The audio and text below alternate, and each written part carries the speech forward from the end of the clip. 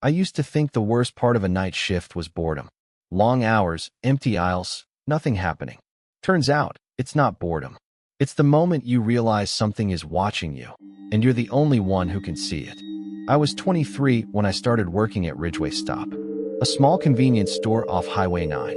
Nothing around it except cornfields, a gas station across the road, and a highway that never really slept. My shift was 11 p.m. to 7 a.m. 8 hours of silence, broken only by the hum of refrigerators and the occasional truck that passed like it was escaping something.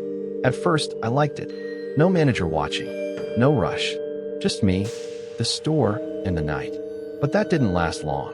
It started small. Around 2 a.m. one night, I noticed a man outside the glass door, just standing there, not moving, not looking around, just staring straight at the store. At me. I thought maybe he was waiting for a ride, maybe confused.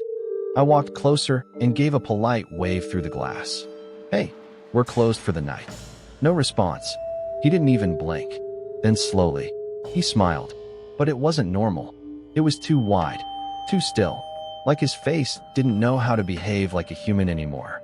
Then he turned and walked straight into the darkness. I told myself it was nothing. I really did. A few nights later, I got a phone call. 3:27 a.m. Unknown number. I answered. Static. Heavy breathing. Then something tried to speak. But it wasn't words. It was like language breaking apart before it could form. Then a whisper came through. Soft. Close. "You're alone there." I hung up immediately. But when I checked the cameras, no one was outside. Still, the door sensor had triggered 3 times. No entry recorded. Just attempts. Like something was testing the boundary between outside and inside. By the 3rd week, I stopped feeling safe even inside the store. That's when I started noticing the camera glitch. The storage room feed. Black. Not static. Not offline. Just gone. Like something was standing in front of it, watching from the other side. Then came the van. White. No logo. No plates I could clearly see. It pulled into pump 3 at 2:41 a.m.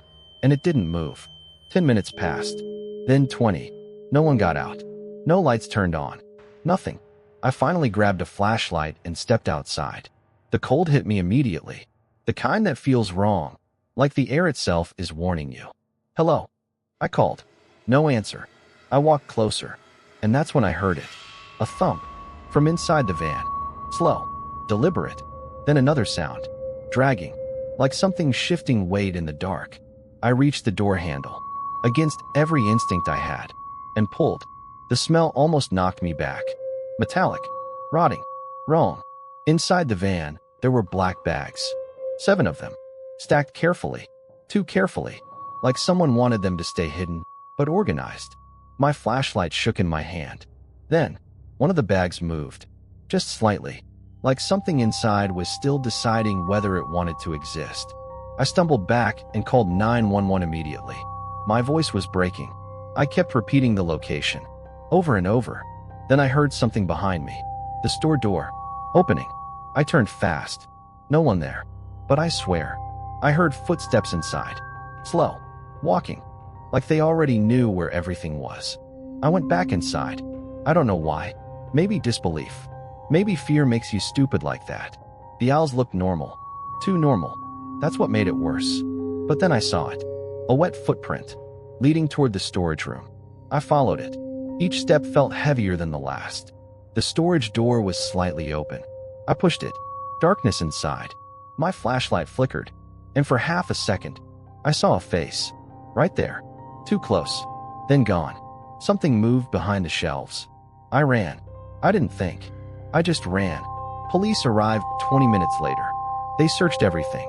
The van? Empty. No bags. No evidence. Just a strong smell of disinfectant. Like someone had erased something on purpose. The store? Clean. Too clean. No footprints.